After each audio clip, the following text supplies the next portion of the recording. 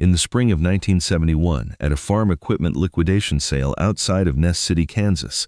A 31-year-old woman named Leota Pruitt paid $45 for a cold press oil expeller that the auctioneer listed with what sounded like a personal apology. The machine was a 1940s-era French oil press, a continuous screw expeller about the size of a chest freezer laid on its side, cast iron body, feed hopper cracked along one seam, the worm shaft seized solid inside the barrel, the discharge cone missing entirely, and the whole assembly wearing a decade of barn dust and the remnants of what had once been a wasp nest large enough to be a municipal project. The auctioneer called it a seed processing unit, used condition unknown, and moved on before anyone could ask a follow-up question. A scrap dealer from Dodge City bid $20 and then looked at the freight problem and dropped out.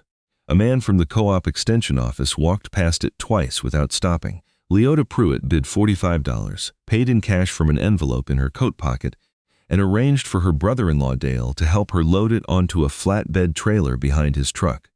Dale asked her what in the world she planned to do with a broken French oil press in Ness County, Kansas. She said she planned to press oil. He laughed the whole way home. By the time he'd unhitched the trailer in her equipment yard and driven back to Ness City, the story had already started moving.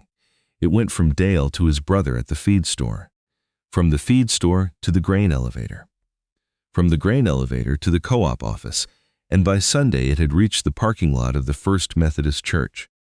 In the particular form that stories take when they travel through a small farming county, without anyone intending to spread them.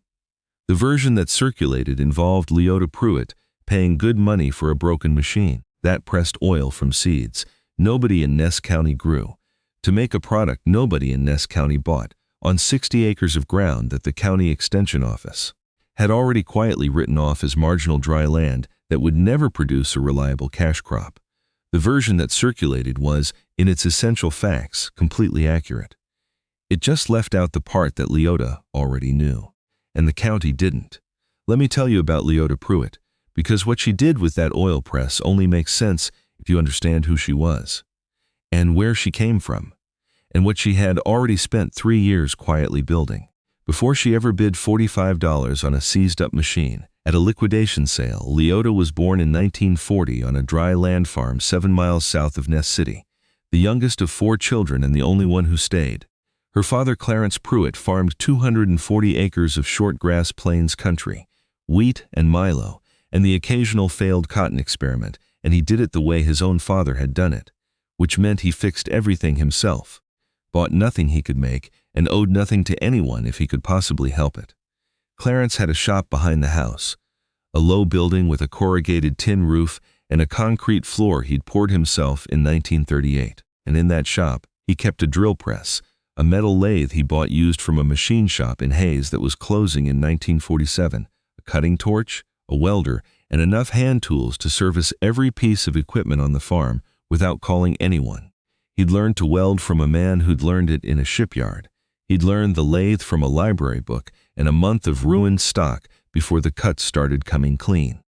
He believed that a man who couldn't repair his own tools was renting his independence from whoever could, and he taught Leota to use every machine in that shop before she was 15. Not because he was progressive about it, but because she was the one who showed up and paid attention. Her brothers left. One went to Wichita for work in the aircraft plants. One went to college in Lawrence on a scholarship and never came back to farm. The third married a woman from Dodge City, whose family ran a hardware business, and that was that. Leota had a semester of college in Emporia, had packed a suitcase and had a bus ticket bought, and then her mother got sick in the fall of 1960, and Leota came home for the semester, and the semester became a year, and the year became the rest of her life on that farm. She never said she resented it. People who knew her said she never seemed to, which is a different thing. But by every observable measure, she committed to the farm the way some people commit to a vocation, completely and without visible reservation. Clarence died in 1965. He left Leota the farm, paid for 240 acres with no mortgage and no equipment debt, the shop and everything in it, and a savings account at the Ness City State Bank with $11,400 in it, which was every dollar he had not spent on the farm or the family in 40 years of farming. He also left her a philosophy, which was this: the land will outlast everything you put on it. Debt won't. Be careful which one you feed. Leota was 25 years old and the sole owner of a paid-for farm. She kept the wheat and milo rotation for 3 years because she understood it and it paid the bills. She kept the shop exactly as Clarence had left it.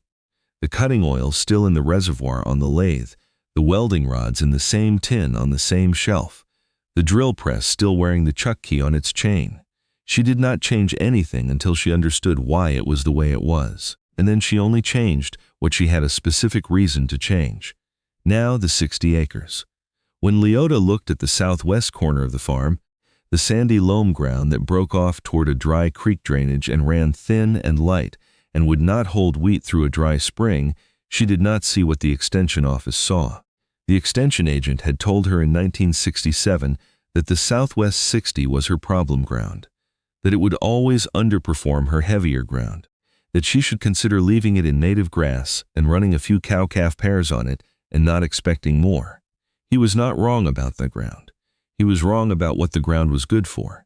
That same year, 1967, Leota drove to the library in Hayes and spent 2 Saturdays reading everything she could find about oilseed crops adapted to dryland plains conditions. She read about safflower. She read about sunflowers. She read a USDA bulletin about high oleic sunflower varieties being developed for the northern plains and a separate extension publication out of North Dakota about cold press oil extraction. She wrote down what she needed in a spiral notebook she kept in the glove box of her truck. She was not an impulsive woman.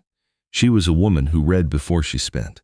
In the fall of 1968, she planted 6 acres of sunflowers on the Southwest 60 as a test, using seed she'd ordered from a supplier in South Dakota.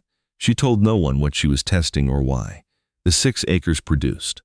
The seed yield was lower than the North Dakota Bulletin had projected because Ness County was drier. But the oil content of the seed was higher than the Bulletin's baseline, a fact she noted in the spiral notebook and underlined twice. She replanted in 1969. She replanted in 1970.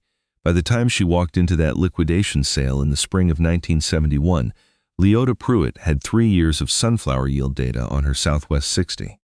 A notebook full of oil content calculations and a clear understanding of exactly what she needed to process that seed into a marketable product.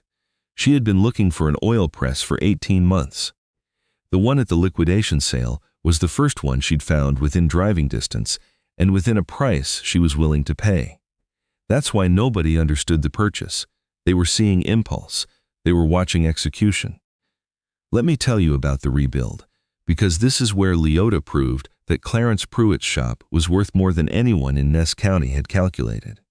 She spent the first 2 weeks doing nothing but assessment.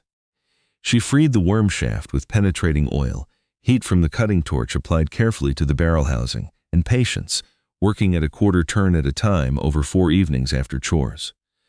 Once the shaft was free, she measured the wear on the flights, the screw threads that move seed through the press barrel, and found them worn but serviceable within tolerance for the sunflower seed she intended to run. The cracked feed hopper, she welded herself, ground the weld flush, and reinforced the seam with a steel plate she cut from flat stock she found in the corner of the shop. The discharge cone was gone entirely. She fabricated a replacement from a technical drawing she found in a French agricultural equipment manual she'd borrowed through interlibrary loan from the Kansas State Library System, a process that took 3 weeks of correspondence and cost her nothing but postage. The discharge cone she made on Clarence's lathe, she turned it from a piece of steel bar stock, got the taper angle wrong the first time, measured again, and got it right the second time. It threaded onto the discharge end of the barrel, and its compression was adjustable, which meant she could control the pressure in the press chamber, and therefore the oil yield and the temperature of the oil coming out, which mattered because cold press oil, oil extracted without external heat, commanded a different market than solvent-extracted oil, and she had already identified that market before she bought the machine. The drive system was a flat belt arrangement that the original machine had used, and the pulley was still on the shaft, but the belt was gone. She sourced a replacement belt from an industrial supplier in Wichita. She fabricated a motor mount from angle iron and bolted a 1 1/2 horsepower electric motor to it, wired it herself using the same wiring diagram she'd used when she rewired the shop's drill press in 1966. She built a seed cleaning screen from hardware cloth and a frame of welded square tube to sit above the feed hopper and keep field debris out of the press chamber. She built a collection trough from sheet steel and mounted it below the oil discharge port, sloped drain into a 5-gallon stainless steel bucket she'd bought at the Ness City hardware store for $4.20. Here is what it cost her. The press itself $45, steel bar stock for the discharge cone $6, flat stock for the hopper repair $2.10, drive belt from Wichita $11, which she pulled from a grain auger that had burned its bearings and was sitting in the corner of the shop. Bearings $8. 15. Angle iron for the motor mount $3. Hardware cloth for the cleaning screen $4.80. Square tube for the screen frame $20. Welding rod consumed $4. Wiring materials $6.30. Miscellaneous hardware $7.05. The stainless collection bucket $4.20. Total $104.50, including the purchase price of the press. The commercial equivalent, a new continuous screw oil expeller from an American manufacturer capable of processing sunflower seed at the volume she intended, was listed in a 1971 agricultural equipment catalog at $840 without installation. Leota did not buy the commercial equivalent. She spent $104.50 and 4 months of evenings in her father's shop and built something better because the discharge cone she machined to her own specifications gave her pressure control the factory model didn't offer. If you have ever watched a community decide something was worthless before they understood what it was for, stick with me, because what happened next in Ness County is the part of this story that nobody who was there has ever quite forgotten. Hit subscribe so you don't miss the next story I'm telling. The press ran for the first time on a Tuesday evening in September of 1971. Leota fed 2 pounds of clean sunflower seed into the hopper, watched the worm shaft pull them through the press barrel, and stood with her hands in her pockets while a thin stream of pale gold oil ran down the collection trough and dripped into the stainless bucket. It was not a dramatic moment by any external measure. The motor hummed. The belt ran true. The oil came out clear and clean and smelled like the inside of a sunflower head on a warm afternoon. She filled the bucket a 1/4 inch and shut the machine down and measured the yield against the seed weight and wrote the number in the spiral notebook. It was within 4% of the North Dakota Bulletin's projection, adjusted for her seed's higher oil content. She wrote that down too. Her neighbor to the south, a wheat farmer named Gerald Ostrander, who had been farming Ness County ground since before Leota was born, came over the following Saturday because his wife had told him Leota was running some kind of oil operation, and he wanted to see what fool thing she'd gotten herself into now. He stood in the equipment shed doorway with his cap in his hand and watched the press run for 10 minutes without saying anything. Then he walked around it slowly, the way a man walks around something he doesn't understand, but is starting to respect. He stopped at the discharge cone and looked at the thread engagement and the adjustment mechanism. He took his cap off and rubbed the back of his neck. He asked her where she bought the cone. She said she made it. He asked her on what. She said Clarence's lathe. Gerald Ostrander put his cap back on and stood there for a moment longer. Then he said that Clarence would have gotten a kick out of that. It was the most he said, but the way he said it carried the weight of a longer speech. He drove home and told his wife what he'd seen, and his wife told the women's circle at the Methodist church. And the story that traveled this time was a different story than the one Dale had started in the spring. This time it was farmers telling other farmers something they had seen with their own eyes. Let me tell you about what happened over the next 12 years. Because this is where the story stops being about an oil press and starts being about something else entirely. Leota expanded the sunflower acreage on the Southwest 60 from 6 acres to 30 in 1972 and to the full 60 in 1974. She was selling cold-pressed sunflower oil by 1973. Initially to a natural foods cooperative in Lawrence that had been looking for a regional supplier, then to 2 health food retailers in Wichita, then to a restaurant in Kansas City that a food writer had described in 1975 as one of the first fine dining establishments in the region to source ingredients with the same attention a winemaker gives to terroir. The restaurant paid her a price per gallon that was 3 times what commodity sunflower oil sold for on the bulk market because her oil was cold-pressed, unrefined, regionally sourced, and consistent in quality in a way that bulk commodity oil was not and could not be. She kept records of every sale in a ledger she kept in the same drawer where Clarence had kept his. She deposited every dollar she made above operating expenses into the savings account at Ness City State Bank. She kept her wheat and milo rotation on the heavy for her 180 acres. She kept her equipment maintained and paid for. She bought a used grain truck in 1973 for $1,200 cash and put it in the shop and went through it completely before she put it in service, replacing the brake shoes, the wheel bearings, the fuel pump, and the fan belt, spending $240 in parts and doing all the labor herself. She did not borrow money, not for equipment, not for operating expenses, not for the sunflower expansion. The 60 acres of sunflowers that the co-op had written off as marginal dry land were generating net income that the co-op's crop insurance models had never modeled, because the co-op's models assumed commodity pricing and Leota was not selling a commodity. By 1978, she had $64,000 in the savings account. She had no debt. Her fixed costs were property taxes, fuel, seed, and maintenance parts. Her variable costs were her own labor. When commodity prices moved, her wheat and milo income moved with them. Her sunflower oil income moved with a different market entirely, a market that was growing, that was driven by different buyers with different priorities, and that was largely insulated from the grain price swings that governed every other farm in Ness County. You know what happened in the early 1980s. You know about the interest rates, which climbed to 18% by 1981, and stayed there long enough to do permanent damage to every farm operation in the Great Plains that had borrowed money to expand during the high price years of the 1970s. You know about corn dropping below $2 a bushel and wheat following it down. You know about the farms that went to auction, not equipment auctions, but the whole farm, land and buildings and everything on it, because the operating loans and the land loans and the equipment loans had compounded past the point where any realistic commodity price could service them.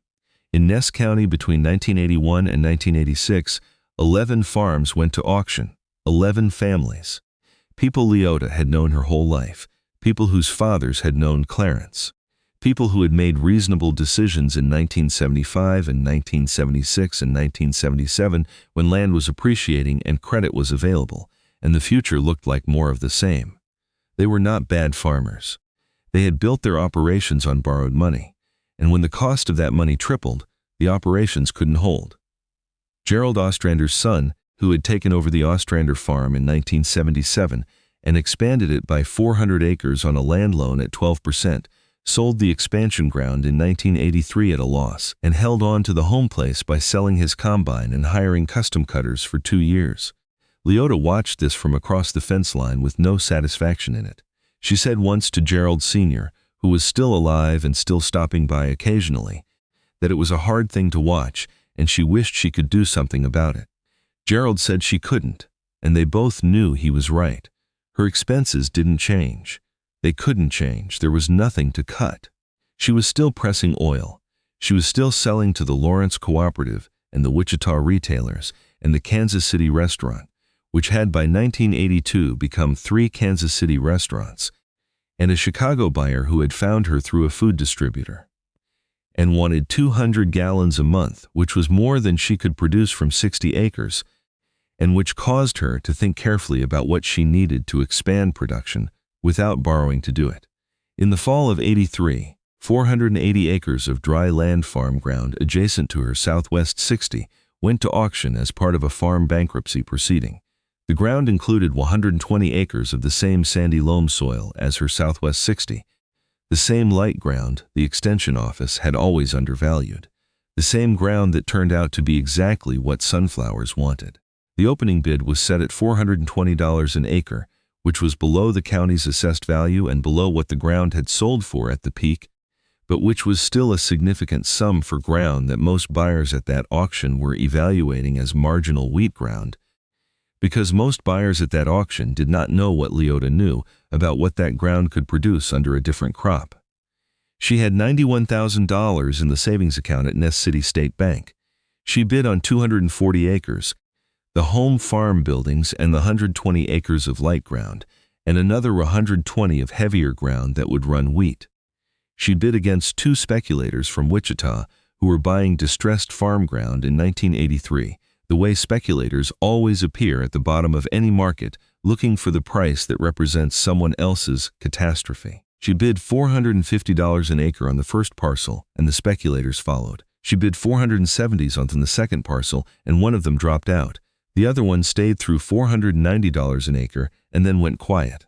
Leota Pruitt bid $510 an acre on 240 acres of Ness County farm ground in the fall of 1983 and wrote a check for $122.00 from the Ness City State Bank account that had Clarence Pruitt's name still printed in the upper left corner alongside hers. The auction barn went quiet in the way that a room goes quiet when the people in it are simultaneously rearranging everything they thought they knew. Not the quiet of an empty room. The quiet of a full room where everyone has just understood something at the same moment. There were 60 people in that barn. Farmers, bankers, the two speculators, the bankruptcy trustee, the auctioneer. Several of them had been in the parking lot of the First Methodist Church in 1971 when the story about Leota Pruitt and the broken oil press had come around. Several of them had laughed. None of them were laughing now. Dale, her brother-in-law, was standing near the back. He had helped her load that press onto the flatbed trailer 12 years earlier and had laughed the whole way home. He did not say anything in the auction barn. He drove home and told his wife that he thought he finally understood what Leota had been doing. And his wife said she thought most people in the county had just figured that out at the same time. Let me tell you how this ends, because the ending is the part that Clarence Pruitt understood without a word of explanation. Leota farmed the expanded operation for another 22 years. She put the 120 acres of new light ground into sunflowers in 1984 and tripled her oil production. She filled the Chicago buyer's order and added 2 more. She hired a part-time hand for field work during planting and harvest and did everything else herself. She never borrowed money. She bought a newer tractor in 1987, a used one, paid cash, put it in the shop, and went through it before she used it. She pressed oil in the equipment shed through 4 droughts and 1 flood year. And 1 year, when the sunflower crop came in so heavy, she ran the press 18 hours a day for 3 weeks and still didn't get through all the seed before it was time to plant wheat. She kept the ledger in the same drawer. Her niece Carol, the daughter of the brother who had gone to Wichita, started coming out to the farm in summers in the late 1980s, first as a teenager helping with field work, then as a young woman who was clearly learning something more systematic than field work. By 1995, Carol was running the oil operation during harvest. By 1998, she was making the sales calls to the distributors. Leota taught her the press the same way Clarence had taught Leota the lathe. You stand here, you watch, you do it again until you understand why. Carol was 16 the first time Leota let her adjust the discharge cone under pressure, feeling for the change in the oil flow that told you the compression was right, and she got it on the 3rd adjustment. And Leota said that was faster than she had gotten it herself. In the spring of 2001, the Ness County Farm Bureau asked Leota to speak at their annual meeting. She was 61 years old. She stood at the podium in the Ness City Community Center and spoke for 8 minutes, which was the shortest address anyone could remember at that meeting, and the one most people remembered longest.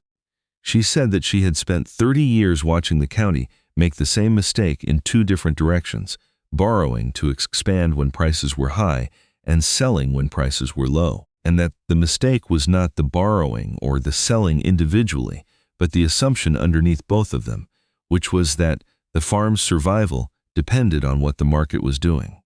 She said her farm's survival had never depended on what the market was doing.